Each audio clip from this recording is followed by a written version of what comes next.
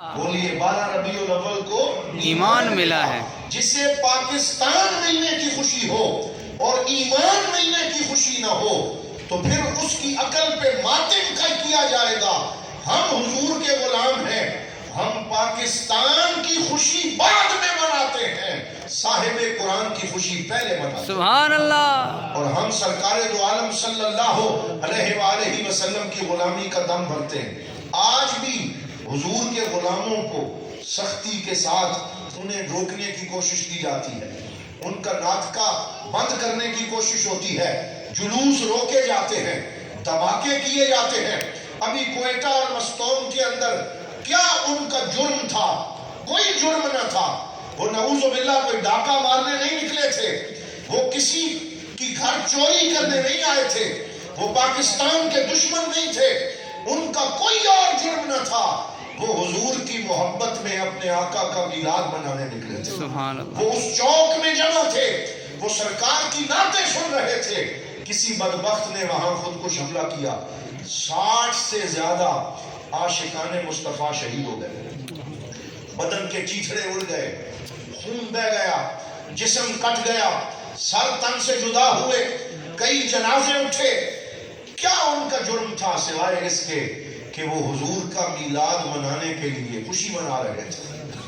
لیکن میں نے سوشل میڈیا کے اپنے فیس بک پیج پہ وہ جو مفتی محمد سعید حبیبی صاحب ہیں رحمت اللہ علیہ، جو اس جلوس کی قیادت کر رہے تھے، میں نے ان کا فوٹو لگایا ہے، آپ نے بھی سوشل میڈیا پہ دیکھا ہوگا، جو شہید ہوئے ہیں۔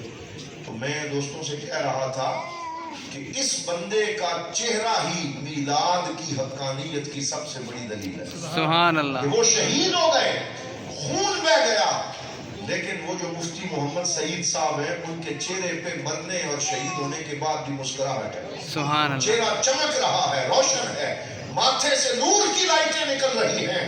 یوں محسوس ہوتا ہے کہ ادھر وہ میلاد کے جلوس میں شہید ہوئے ہوں گے، ادھر آمنہ کے لال نے بازو کھول کے ان کا استقبال کیا۔ سبحان اللہ۔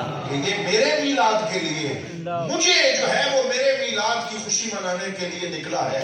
تو سرکار دو عالم صلی اللہ علیہ وسلم نے ان کا استقبال کیا ہوگا، ان پہ نگاہ رحمت کی ہوگی۔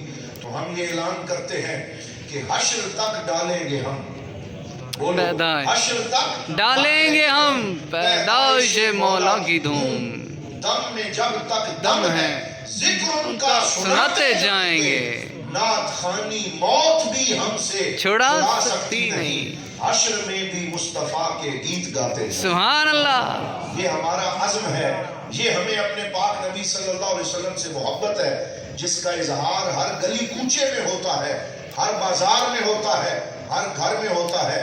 دعا کریں اللہ تعالیٰ جب تک ہمیں زندہ رکھے حضور کے غلاموں میں زندہ رکھے، آمین۔ ہمیشہ اپنے نبی صلی اللہ علیہ وسلم کے میلاد کا چرچا کرنے کی توفیق عطا فرمائے۔ آمین۔ لیکن ساتھ ساتھ یہ سبق بھی ہم نے اپنے آپ کو دینا ہے کہ میلاد منانے کا مقصد صرف چراغاں کرنا نہیں ہے۔ ابھی بلوال میں ایک جگہ میں گفتگو کر رہا تھا اور میں نے دوستوں کو یہی کہا کہ صرف چراغاں کرنے سے، صرف نعرے لگانے سے، صرف جو ہے وہ گھر پہ جھنڈا لگا دینے سے حق ادا نہیں ہوتا، بلکہ حق تب ادا ہوتا ہے کہ جو میلاد منا رہا ہے وہ اپنے وجود کے اوپر حضور کا رنگ چڑھا دے، اس کے کردار سے سرکار کی خوشبو آئے، اس کا چلنا پھرنا حضور کی سیرت کے مطابق ہو، وہ سرکار دو عالم صلی اللہ علیہ وسلم کی تعلیمات پہ عمل کرنے والا ہو۔ ایسا امتی جو میلاد تو مناتا ہے، لنگر تو پکاتا ہے، لیکن اس کے سارے رشتہ دار اس سے ناراض ہیں اور وہ اپنے رشتہ داروں سے حسن سلوک نہیں کرتا، نماز نہیں پڑھتا، قرآن کی تلاوت نہیں کرتا، چھوٹوں پہ شفقت نہیں کرتا، ماں باپ کے قدم نہیں چومتا، غصے سے اپنے ماں باپ کو دیکھتا ہے، انہیں ابیوز کرتا ہے، اور اس کے کردار سے مدینے والے کی کردار کی خوشبو نہیں آتی، تو پھر صرف میلاد کے نعرے لگانے کا کوئی فائدہ نہیں ہے، بلکہ درس یہ ہے کہ ہم میلاد منائیں اور سیرت اپنائیں۔ یہی موٹو جب ہم انجمن طلباء اسلام کے پلیٹ فارم سے یہاں بھیرا شریف میں دور طالب علمی میں میلاد مناتے تھے، تو اس وقت ہم جو پوسٹر چھپاتے تھے اس پہ یہ لکھتے تھے کہ میلاد مناؤ اور سیرت اپناؤ. میلاد منانے کا معنی یہ ہے کہ خوشی کرو، لیکن پیچھے حضور صلی اللہ علیہ وسلم کی سیرت اور آپ کی تعلیمات کے اوپر چلنے سے پھر حضور صلی اللہ علیہ وسلم کی رضا نصیب ہوتی. ہم شہر ضیاء الامت میں بیٹھے ہیں، تو آؤ میں آپ کو حضرت ضیاء الامت کی وہ بات سناؤں جس کا تعلق حضور کے میلاد سے ہے. 2 واقعات میرے پیش نظر ہیں. ایک واقعہ وہ ہے جسے شیخ الحدیث استاذ العلماء حضرت علامہ عبد الرزاق صدیقی حفظہ اللہ تعالی انہوں نے خود ہمیں سنایا جب ہمیں پڑھایا کرتے تھے کہ حضور ضیاء الامت کے زمانے میں پرانا دارالحدیث تھا، پرانا دارالعلوم تھا. اس کے اندر دارالحدیث کے حال میں سحری کے وقت، جسے نور پیر کا وقت کہا جاتا ہے، جب ظلمتیں چھٹ رہی تھیں، صبح کے اجالے طلوع ہو رہے تھے، ایسے وقت میں آمنہ کا لال تشریف لایا.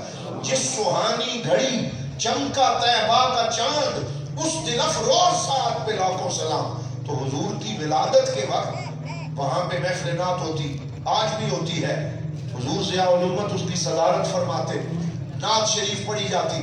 تو شیخ الحدیث صاحب فرمانے لگے کہ ہم تھوڑے سے طالب علم تھے، سحری کا وقت تھا، حضور کے آنے کی گھڑی تھی، اور ہم میلاد منانے کے لیے وہاں جمع تھے.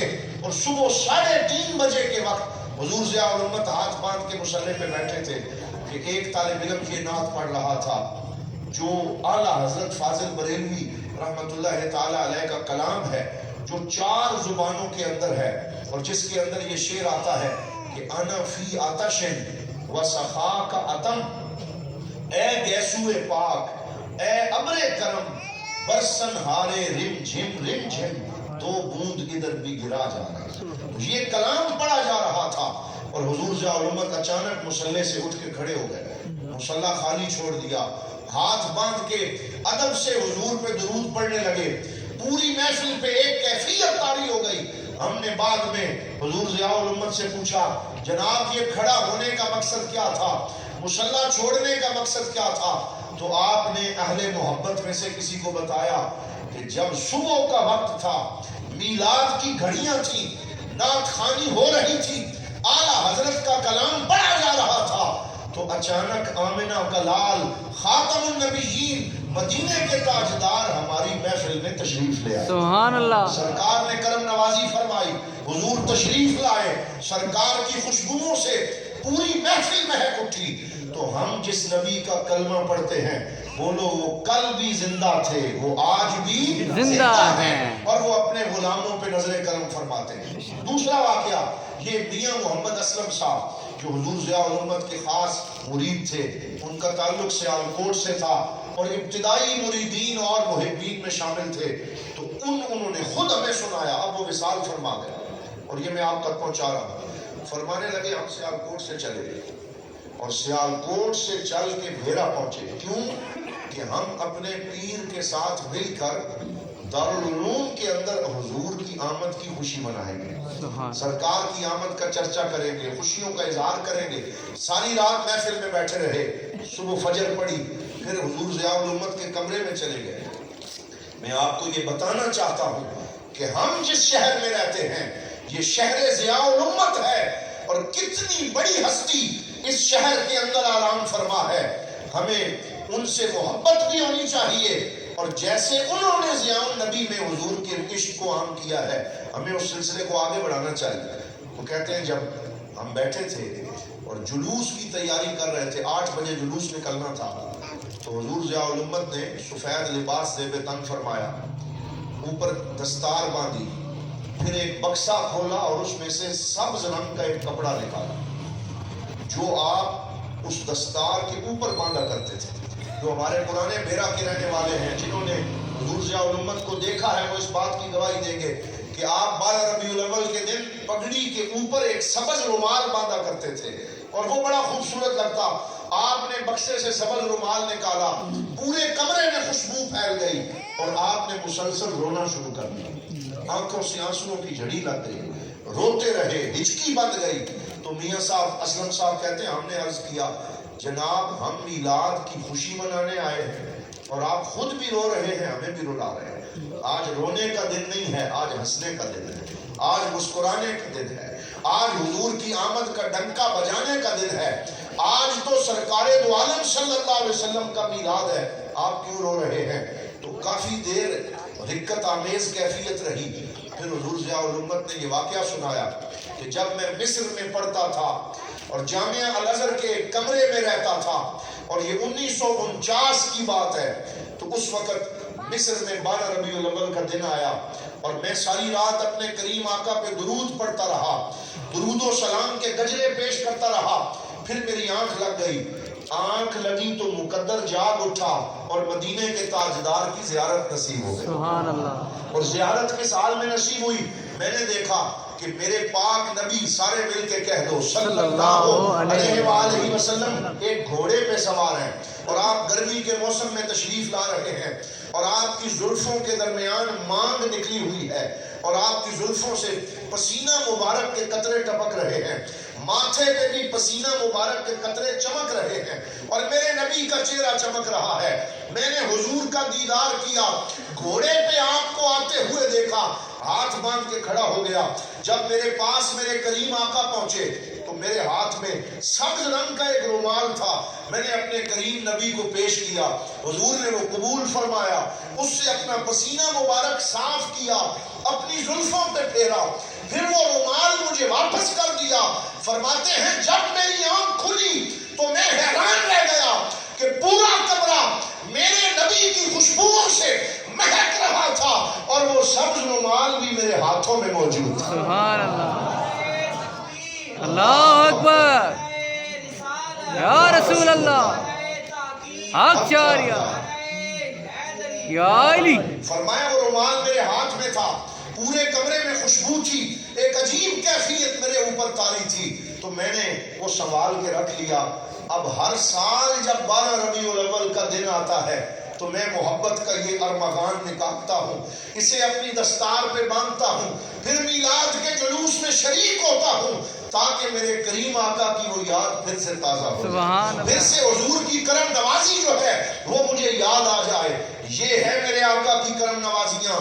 وہ لوگ بھولے ہوئے ہیں، وہ نادان ہیں، وہ حقیقت سے آنکھیں بند کیے ہوئے ہیں، جو کہتے ہیں سرکار چلے گئے، مزار میں چلے گئے اور اب زندگی سے ان کا کوئی تعلق نہیں ہے۔ حقیقت یہ ہے کہ حضور صلی اللہ علیہ وسلم نے خود فرمایا حیاتی خیر لکم و مماتی خیر لکم، میرا اس دنیا میں زندہ رہنا بھی تمہارے لیے بہتر ہے، اور میرا آنکھیں بند کر لینا بھی تمہارے لیے بہتر ہے۔ اور پھر فرمایا ان اللہ حرم علی الارض ان تأکل اجساد الانبیاء، اللہ نے زمین پہ حرام کر دیا ہے کہ زمین نبیوں کے جسموں کو چھو سکتی نہیں، انہیں کوئی تکلیف نہیں دے سکتی۔ فنبی اللہ حی یرزق، اللہ کا نبی اپنے مزار میں زندہ بھی ہوتا ہے اور اللہ کی طرف سے اسے رزق بھی دیا جاتا ہے۔ سبحان وہ ہمارے نبی اپنے مزار میں موجود ہیں، پوری کائنات کا مشاہدہ فرما رہے ہیں۔ اعلیٰ حضرت فرماتے ہیں چمک تجھ سے پاتے ہیں سب پانے والے، میرا دل بھی چمکا دے چمکانے والے، تو زندہ ہے واللہ، تو زندہ ہے واللہ، میرے چشم عالم سے چھپ جانے والے۔ آئیے